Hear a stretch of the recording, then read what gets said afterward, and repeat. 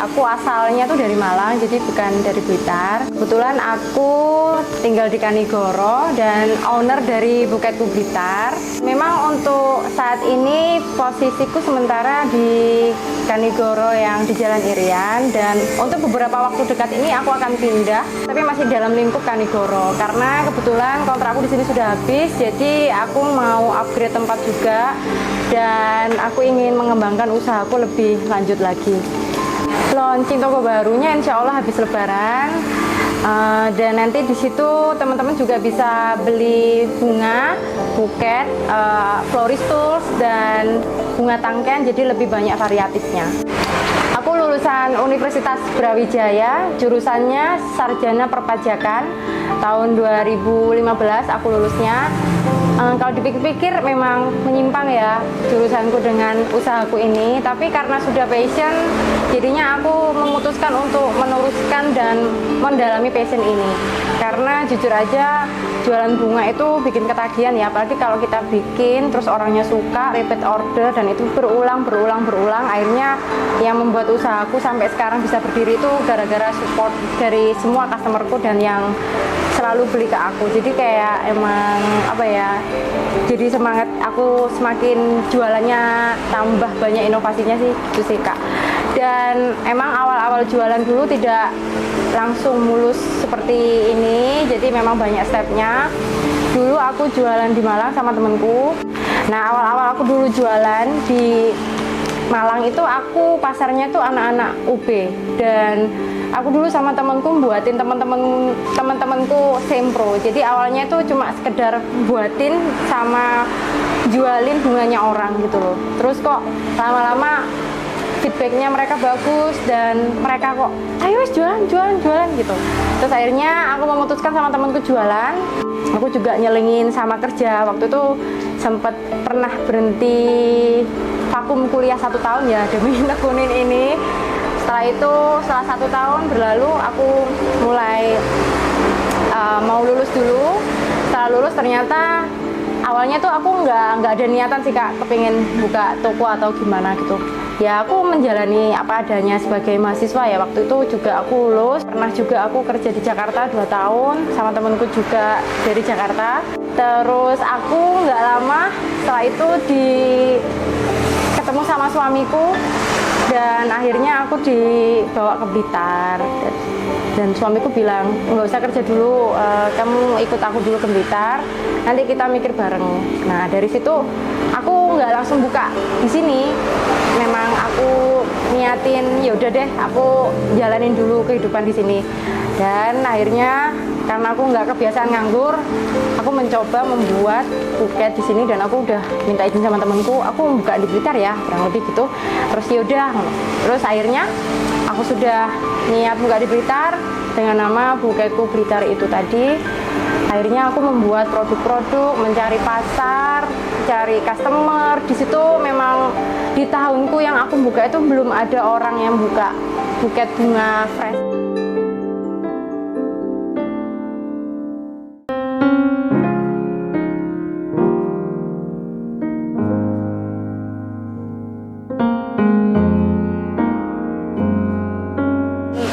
Orang-orang sini tuh harus kita edukasi apa kelebihannya bunga asli, terus bagaimana kita jual dengan harga yang benar-benar worth it gitu loh.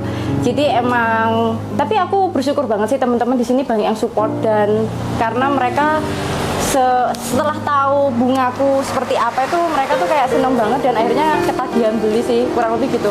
Jadi untuk kelebihanku di sini aku jualan itu juga bisa menyalurkan orang-orang jauh. Jadi banyak customerku dari luar negeri itu yang ngirimin untuk orang-orang spesialnya di sini, misalnya pacarnya atau ibunya atau kakaknya.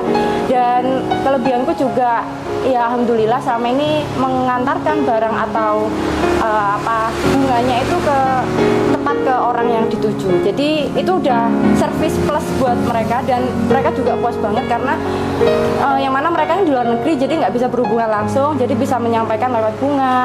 Dan kadang ulang tahun nggak bisa pulang suaminya gitu, saya bisa bantu lewat fasilitas ini tadi sih, kurang lebih gitu. Dari luar negeri, mana ada semua, Korea, Cina, Nigeria ada, Amerika, Aussie, semua ada. Hong Kong kebanyakan. Bahkan ada yang customerku yang ketemu di aplikasi ya, kepingin dibantu sama kurir. Jadi aku punya kurir langganan ya, udah sama-sama aku. Dia itu juga bisa mempertemukan si customer ini dengan cewek yang dituju. Jadi mereka sampai pacaran juga pernah, kurang lebih gitu. Terus ceweknya marah, nyampe ke orangnya minta difotoin langsung juga pernah, kurang lebih gitu sih. Dan ada juga misalnya anaknya di luar negeri kepingin ngasih mamanya, tapi cuma ngasih RT RW gitu. Seniat itu kurirku nanya ke RT RW-nya, nyampe ke orangnya juga bisa, kurang lebih gitu sih. Jadi di kelebihanku di sini tuh bisa terima order di hari yang sama. Jadi kalaupun orang kesini bisa nunggu juga, asal pas nggak rame ya. Kalaupun rame masih tetap diusahain. Kok aku tuh masih mengusahakan orang-orang yang datang ke toko itu nggak membawa dengan tangan kosong. Jadi misalnya ya mungkin masih belum ke ranah bunga-bunga selain bunga asli ya. Kadang orang yang nyari bunga palsu masih belum bisa. Tapi aku ada beberapa katalog sih di sini masih belajar juga. Dan aku juga masih mencoba-coba inovasi lain juga. Jadi masih jujur aja, dari sini tuh saya masih memperkembangkan banyak produk sih Mbak. Jadi nggak cuma ini aja, aku kepengennya tiap tahun tuh pasti ada produk baru sih, kurang lebih gitu. Servis yang aku punya itu contohnya ini, kayak misalnya ceweknya marahan, terus akhirnya cowoknya, Kak makasih ya, dia lagi nggak marah lagi gitu. Terus ada lagi, Kak bunga ini cocok nggak buat nembak cewek, kira-kira diterima nggak ya gitu. Kadang ada yang ditolak tapi nyari yang lain, terus tiba-tiba diterima yang satunya gitu. Jadi aku bantuin kayak gitu juga sih Kak. Kadang ada yang kepingin, Kak sukanya yang ini sama yang ini yang mana, kurang lebih kayak gitu. Sebenarnya aku nggak bisa cerita banyak sih Kak, karena di sini yang paling utama itu privasi customer. Karena bunga ini sensitif ya Kak. Jadi kadang ada risiko-risiko lain, misalnya saya nggak tahu yang dituju, misalnya punya suami, punya istri. Bahkan ada yang ke tokoku cuma memastikan, Mbak ini tahu nggak yang ngirim bunganya siapa? Nah itu saya juga nggak berhak buat ngasih informasi lebih tentang itu, karena itu privasi sih, kurang lebih gitu. Tapi ya lucu aja sih Kak, maksudnya udah jadi pekerjaan kita, jadi kita ya udah nggak terlalu baper-baper banget ya. Memang ya itu resiko sih, kurang lebih kayak gitu. Kirim paling jauh untuk di area Blitar ini aku, karena bunga asli sih kendalanya, jadi aku masih di area Blitar. Cuma kadang ada customerku yang paling niat itu minta dikirim ke Tulungagung, ke Malang, bahkan aku bisa sih, cuma ya masalah di ongkir. Tapi kalau memang itu udah effort banget buat orang yang diterima, jadi nggak masalah buat yang ngirim sih, kurang lebih kayak gitu.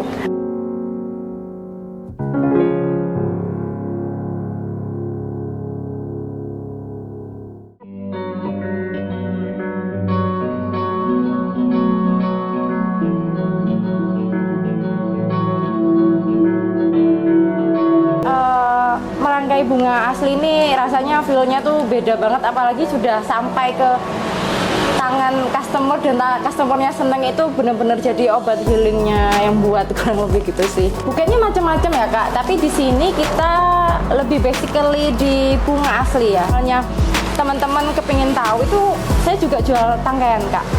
Jadi kalau pengen tahu bunga-bunga ini, kita juga jual tangkaian, misalnya matahari tangkai, terus tulip tangkai, ada yang berisan tangkai, mawar tangkai. Jadi teman-teman yang kesini tuh malah banyak yang tertarik untuk naruh di vas doang, itu udah seneng banget. Bahkan kalau setiap hari mereka beli tangkaian itu juga bisa kok. Untuk spesial Ramadan ini aku juga jual parcel, terus aku juga spesialis parcel anggrek. Produk andalanku waktu hari Idul Fitri sih. Jadi banyak customer-customerku luar kota kirim buat mamanya. Karena udah wangi, terus ada anggreknya, jadi nilainya sangat plus banget. Dan wisuda itu biasanya kita menjalani 2 bulan dengan keramaian yang ditunggu-tunggu semua floris sih. Terus buket snack juga bisa, buket bloom books, jadi kayak anggrek dikasih bunga, jadi dia itu di vas, itu juga biasanya buat acara resmi sih, biasanya untuk kirim untuk kayak Kapolres, Wali Kota, Bupati, kurang lebih seperti itu. Saya pernah dapat orderan satu pickup Kak, itu nominalnya puluhan juta. Dan itu kalau di total berapa ya? Ada kok di rilisku Kak. Jadi itu sampai 10 pot, 12 pot anggrek sepertinya. Dan itu yang membuat aku jadi semangat merangkai anggrek. Per bulan ya omsetku itu bisa 30-40 juta. Itu HPP aja ya. Jadi karena perputaran bunga ini ya tahu sendiri mahal ya. Jadi emang kita wajib banget membuat inovasi gimana itu uangnya bisa keluar dan omsetnya balik. Kurang lebih gitu. Dan alhamdulillah banget masih disupport sama semua customerku, keluarga. Ya alhamdulillah masih terpenuhi sih Kak. Jadi emang yang paling penting di sini kita itu emang produk itu harus inovasi terus.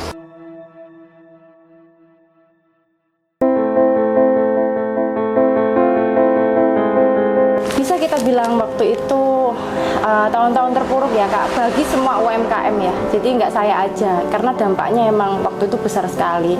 Saya sempat waktu itu karyawan saya cuma satu. Saya juga sempat meliburkan dia dan saya juga mencoba menerima orderan sendiri Kak waktu itu.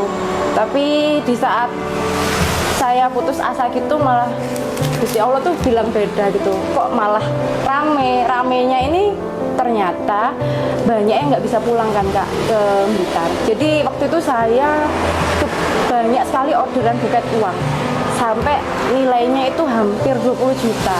Waktu itu nggak satu buket ya Kak, jadi beberapa buket. Jadi ruangan saya waktu itu tuh full buket uang waktu itu ya Kak.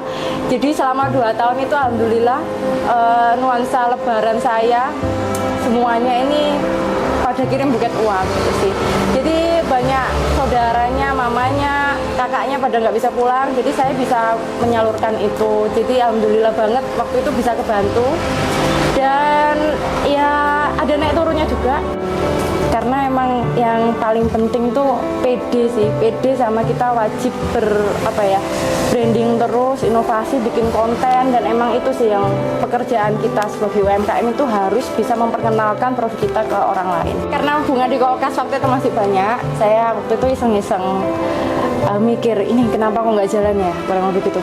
Kok kayak gini lagi ya gitu. Waktu saya kan sudah 2019 sampai sekarang kan hampir 6 tahun ya. Jadi ternyata setiap saya jualan itu setiap tahun itu ada naik turun ritmenya. Jadi misalnya puasa kayak gini masih jarang yang order. Nanti diganti 3 minggu atau seminggu sebelum Idul Fitri ternyata rame lagi. Nah, minggu awal seperti ini memang agak sulit bagi saya gitu. Karena orang-orang masih jarang butuh bunga karena yang diprioritasin masih takjil mungkin ya.